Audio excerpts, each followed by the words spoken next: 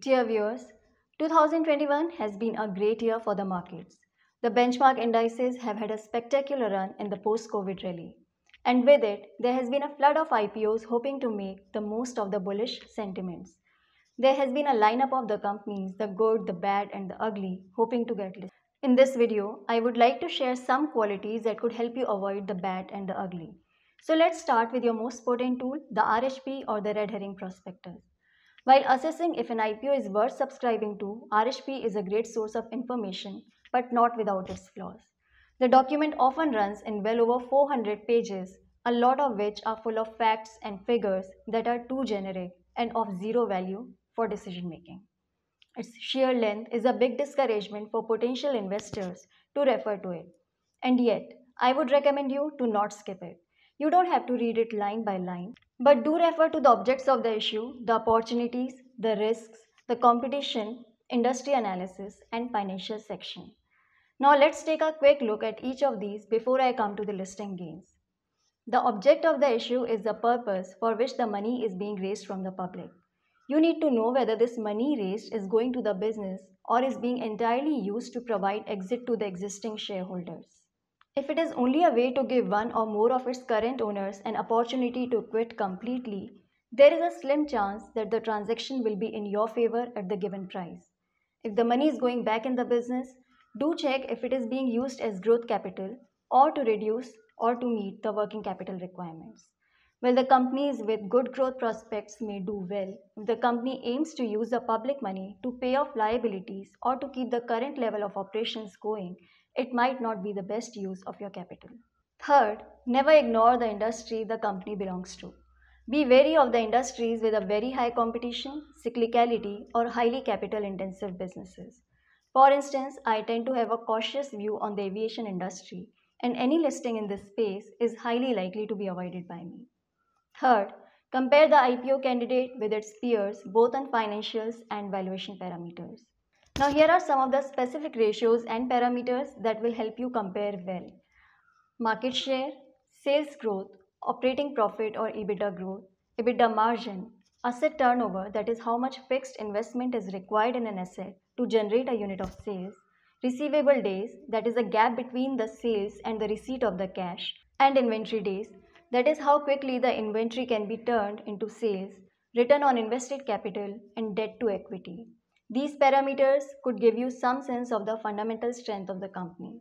For valuation comparison, ratios like price to earnings or price to book value will give you a decent sense of whether the IPO candidate is available at a discount or premium to its listed peers. If these are lower as compared to the listed peers and the company scores well on fundamental parameters, it could turn out to be a good investment.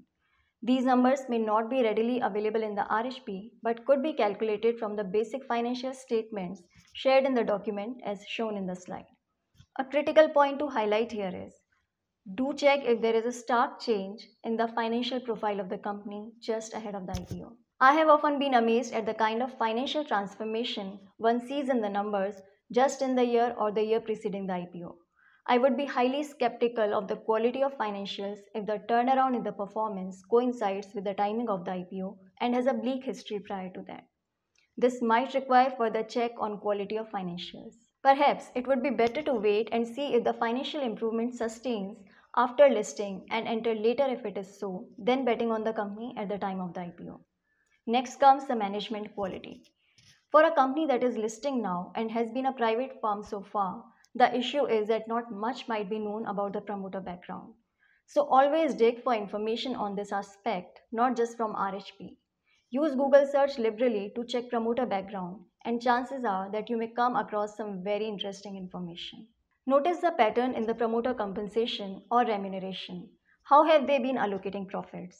Has it gone to reward themselves with fat salaries, bonus, or dividends, or has it been reinvested in the business itself? A promoter with a growth mindset is likely to reinvest back in the business and will not pull money away from it for personal gains and will not just count on public money for growth capital. It is better to be wary of the managements who keep personal gains above the interests of the business. Do check if there are other businesses apart from the company being listed that might be consuming management bandwidth and could lessen their active involvement in the business post the IPO. check the key promoter shareholding in the company post the IPO. If it is too low, the promoter might not be invested enough in the business to make a difference. Also, try to check the thesis highlighted by the management for growth with the way the business is being conducted. For instance, a few months ago, I happened to have a call with the management of a relatively recently listed specialty chemical small cap firm. It claims to be one of the global market leaders in certain products, and it also claims its R&D to be a big differentiator. However, if you dig deeper, the R&D budget was ridiculously low. Further, the breakup of gross fixed assets and borrowing suggests that investment in vehicles as a perk to the senior executives and management is 72% of their overall investment in buildings and 2 to 3 times of the investment in land. And a fair chunk of debt goes towards vehicle loans. For a specialty chemical firm, this kind of investment priority does not make sense to me. Now, these were some of the fundamentals and valuation aspects. Apart from this information in the RHP, investors also like to look at subscription in the QIB category. The institutional investors are likely to know more about the business and promoters than retail investors. I would not suggest you to bet blindly if the institutional category is oversubscribed. But if the institutional interest is lackluster, there is likely to be a good reason behind it. To summarize, here are the aspects you must refer to before subscribing to an IPO. The table of content or index in the RHP and search function could come handy in quick access to these parameters. Issue structure, objects of the issue, industry overview, company overview, management, risks and opportunities, competition or peer data section, financials and institutional category subscription. Please note that some of the industries might be too new for you to make sense of all the information. Especially post-pandemic, new age companies like Zomato and Paytm have come to the market, for which there is hardly any listed peers. I would suggest you to look for their counterparts in the developed and other emerging countries when you want to compare with peers.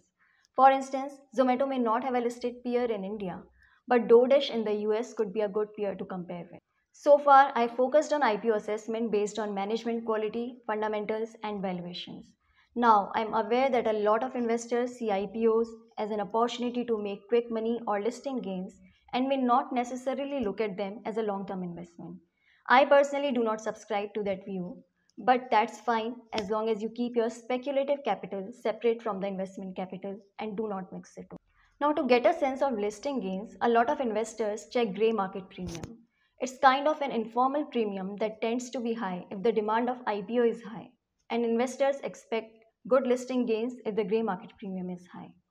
That said, the actual listing could be at a different price, even lower than the offer price. Some of the IPOs that listed below the offer price, despite a grey market premium, include Windless Biotech, Cartrade Tech, and Nuvoco Vistas, and the list goes on. To part with, here is a list of IPO losers and gainers till date. About the gainers, do note that the markets have headed one way in last 1.5 years, and it's only when the tide turns that the real winners will shine. With the information shared in this video, I believe you will be able to choose better and enjoy lasting gains in the stock markets. Please share and like the video if you found it useful. Subscribe to our YouTube channel for more such investing lessons. Last but not the least, do share your feedback in the comments section. Thank you for watching.